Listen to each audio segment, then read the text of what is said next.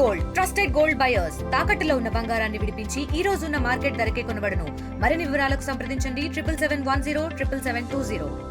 రాష్ట్ర ప్రభుత్వం ఏమో విద్యార్థుల కోసం మోడల్ స్కూల్గా రూపుదిద్ది డిజిటల్ క్లాస్ రూమ్లు ఏర్పాటు చేసి ఉన్నత శిఖరాలకు విద్యార్థులు ఎదిగే దిశగా అడుగులు వేస్తూ ఉంటే విద్యాశాఖ అధికారులు మున్సిపల్ అధికారుల నిర్లక్ష్యంలో విద్యార్థులు చదువుకోవాల్సిన పరిస్థితి తిరుపతిలో ఏర్పడిందని చెప్పాలి. ప్రస్తుతం మనం తిరుపతిలో బాలాజీ కాలనీ సమీపంలో ఉన్నటువంటి పోలీస్ క్వార్టర్స్ వద్ద ఉన్నటువంటి మున్సిపల్ హై స్కూల్ వద్ద మనం ఉన్నాం. ఈ స్కూల్ ఒకసారి మనం పరిశీలించినట్టయితే స్కూల్ అంతా కూడా ఎటు చూసినా కూడా నీటితో నిండిపోయినటువంటి పరిస్థితి.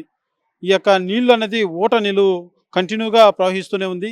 ఈ సమస్య అనేది వాళ్ళకు ఈ ఒక్క రోజుతో వచ్చింది కాదు, అనేక సంవత్సరాలుగా కూడా వీళ్ళు ఈ సమస్యతో ఇబ్బంది పడుతున్నామంటూ కూడా స్కూల్లో ఉన్నటువంటి స్టాఫ్ కావచ్చు, విద్యార్థులంతా కూడా తెలియజేస్తున్నటువంటి పరిస్థితి ఉంది.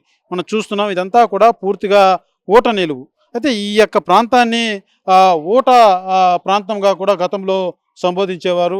ఈ ఏరియా అంతా కూడా ఎక్కువ ఊట శాతం అధిక శాతంలో ఉండేదంటూ కూడా ఈ యొక్క స్థానికంగా ఉన్నటువంటి ప్రజలు కూడా చెప్తున్నటువంటి పరిస్థితి. అయితే కాలక్రమేణా ఈ యొక్క ప్రాంతం అంతా కూడా అనేక బిల్డింగ్లు అనేక రూపాంతరం చెందినటువంటి పరిస్థితి ఉంది. అయితే ఇప్పటికి కూడా ఏదైతే ఈ ప్రాంతంలో మిగిలినటువంటి పెద్ద పెద్ద అపార్ట్మెంట్లు ఉన్నాయి, మనం అక్కడెక్కడ వెళ్ళినా కూడా ఇటువంటి పరిస్థితి మాత్రం లేదు. కేవలం ఈ స్కూల్లో మాత్రమే ఈ రకంగా ఊట నీరు ప్రవహిస్తున్నటువంటి పరిస్థితి. ఈ ఊట నీరు వల్ల విద్యార్థులు తీవ్ర ఇబ్బందులు ఎదుర్కొనే పరిస్థితి పాఠశాలలో నెలకొందని చెప్పాలి. క్లాస్ రూమ్లంతా కూడా ఒకసారి మనం చూడొచ్చు.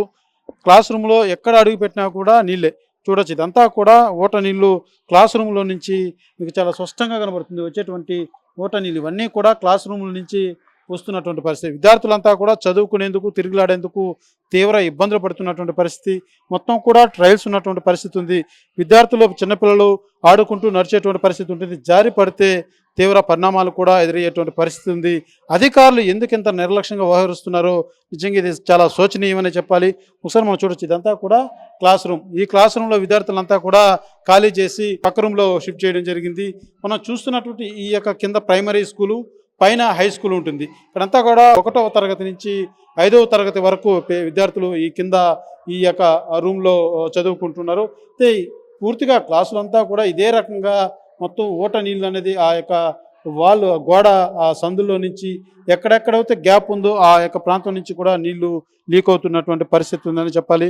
చూడొచ్చు, ఇదేదో ఒక కాలంలాగా ఇదంతా కూడా స్కూలు, మనం ఉన్నది స్కూలే కానీ ఏదో ఒక నీటి కుంటల ప్రవాహం దగ్గర మనం ఉన్నట్టుగా ఉందని చెప్పాలి. నిజంగా ఆ స్థాయిలో ఇదంతా నీళ్ళు ఉన్నాయని చెప్పాలి. సార్ చూస్తే మీకు చాలా స్పష్టంగా కూడా అర్థమవుతుంది.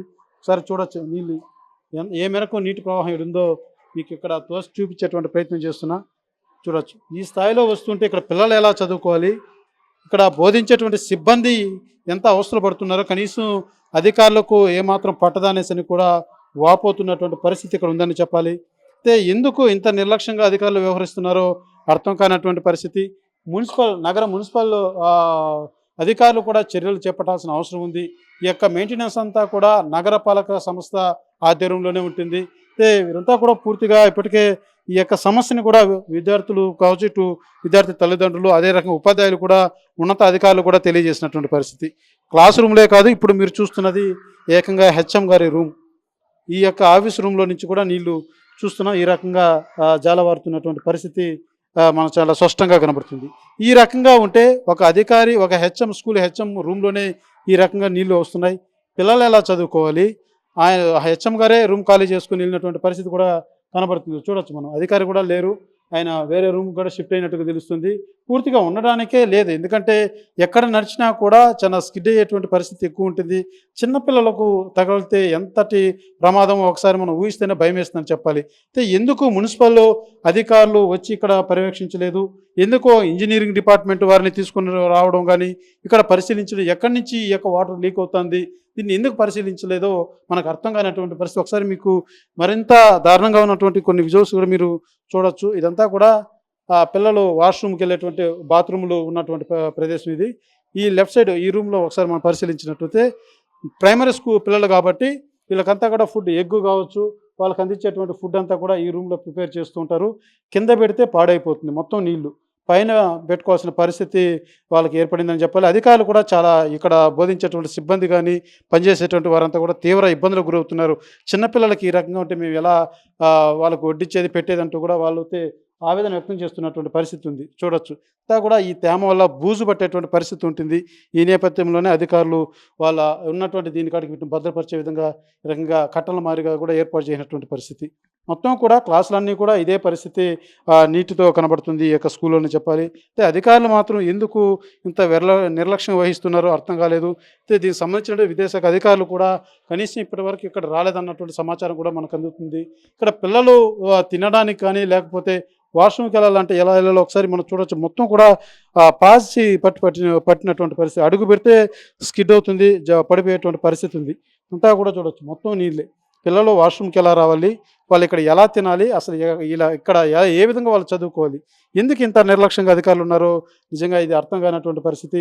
రాష్ట్ర ప్రభుత్వం ఏమో విద్యార్థులకు ఉన్నత స్థాయి చదువులు అందించేలాగా చర్యలు చెప్తున్నప్పటికీ కింది స్థాయిలో అధికారులు ఈ రకంగా నిర్లక్ష్యం వహిస్తున్నటువంటి పరిస్థితి మన కంటికి చాలా స్పష్టంగా మన విజువల్స్లో చాలా స్పష్టంగా కనబడుతున్నటువంటి పరిస్థితి. దీని మీద అధికారులు కూడా నామమాత్రం వచ్చి ఈ యొక్క నీటి ప్రవాహం అంతా కూడా ఆగినాక తదుపరి మేము ఇక్కడ చర్యలు తీసుకుంటాము, పూర్తిగా బాగు చేస్తామనేసి కూడా చెప్పినట్టుగా తెలుస్తుంది. అయితే ఇదంతా ఆగిపోయినాక వాళ్ళు వచ్చి బాగు చేసేదే ఉంటుంది.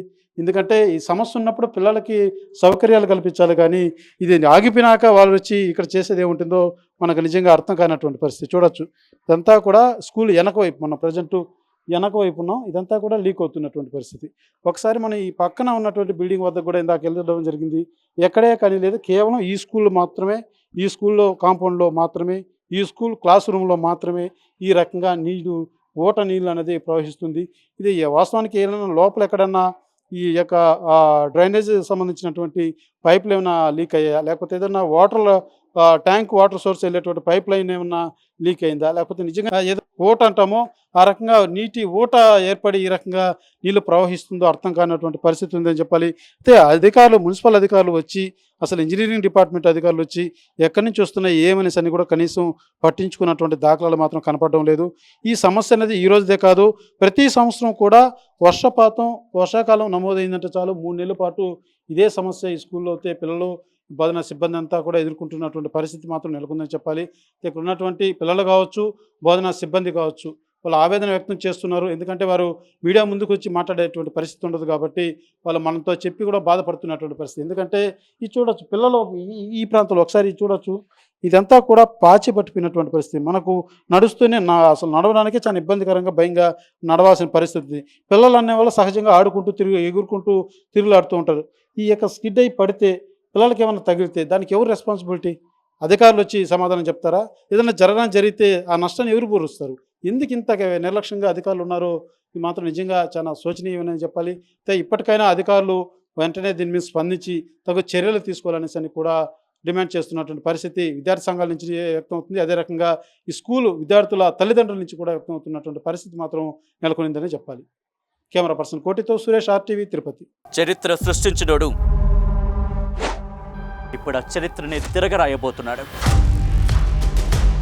అబద్ధాల గోడల్ని బద్దలు కొట్టి నిజాలను రాగా మీ ముందుంచబోతున్నాడు. నిజమైన వార్తల కోసం వెంటనే డౌన్లోడ్ చేసుకోండి రా యాప్ని.